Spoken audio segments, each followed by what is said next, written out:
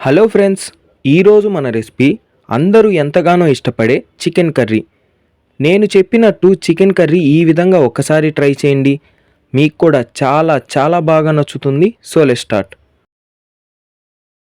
ముందుగా బాండెల్లో 1 table spoon నూనె పోసి హీట్ చేసుకొని 1 ఇంచ్ పట్ట, 4 లవంగాలు, 4 యాలకులు, 1 టేబుల్ స్పూన్ సోంపు, 1 టీ స్పూన్ మిరియాలు, 50 గ్రాముల ఎండు కొబ్బరి ముక్కలు, ఓ రెమ్మ కరివేపాకు వేసి మీడియం ఫ్లేమ్లో 2 నిమిషాల పాటు వేపుకొని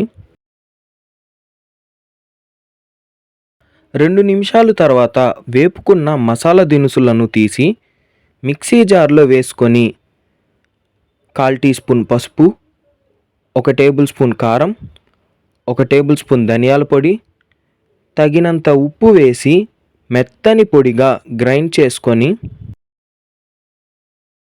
ఇప్పుడు అందులోనే 3/4 గ్లాస్ నీళ్లు పోసుకొని మెత్తని పేస్ట్గా గ్రైండ్ చేసుకొని పక్కనుంచుకోవాలి.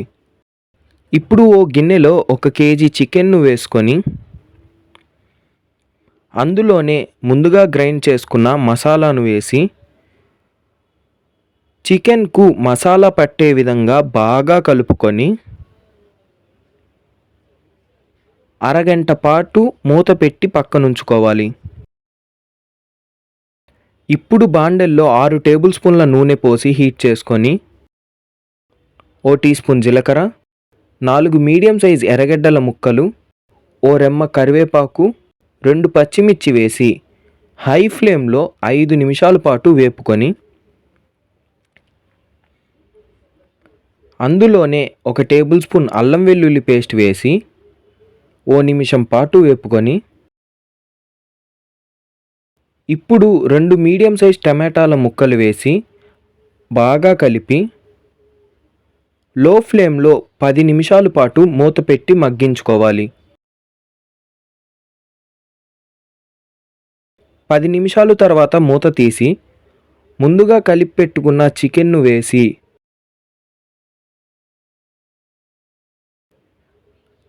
బాగా కలిపి లో ఫ్లేమ్లో 20 నిమిషాల పాటు మూత పెట్టి మగ్గించుకోవాలి.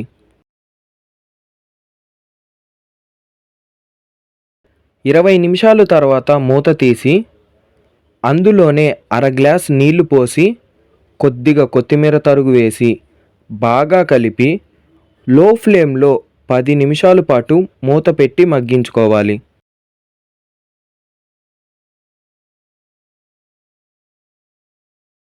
10 నిమిషాల తర్వాత దింపి వేడివేడిగా సర్వ్ చేసుకుంటే టేస్టీ చికెన్ కర్రీ రెడీ. ఇంతేనండి. ఈ రెసిపీ మీరు కూడా ట్రై చేసి మీకు ఎలా కుదిరిందో కమెంట్స్లో చెప్పడమే కాక రెసిపీని లైక్ చేసి షేర్ చేసి ఇలాంటి మరిన్ని రెసిపీస్ కోసం ఛానల్ను సబ్స్క్రైబ్ చేసుకోండి.